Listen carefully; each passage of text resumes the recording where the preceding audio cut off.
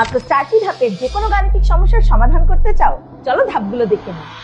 যে কোনো গাণিতিক সমস্যা থেকে সঠিক সমাধানে পৌঁছানোর জন্য মূলত এই 4টি ধাপ আমাদের অনুসরণ করতে হয়।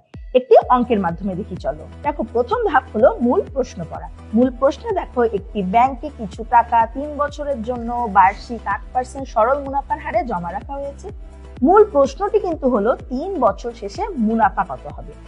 দ্বিতীয় ধাপে আমরা যে করব সেটা হলো তথ্য বিশ্লেষণ, অর্থাৎ যা দেয়া আছে সেটা আমরা লিখে ফেলবো। আমাদের আসল, সময় এবং মুনাফার হার দেয়া আছে, প্রশ্নে মুনাফা কত সেটা বের করতে বলেছে।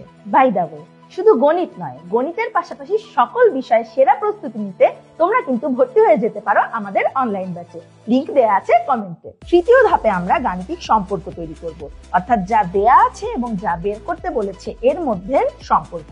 আমরা জানি মুনাফা সমান সমান কি? আসল, সময় ইনটু মুনাফার হার। এই সম্পর্ক থেকে আমরা শেষ ধাপে সূত্র প্রয়োগ করব। সূত্রটা হলো I = PNR।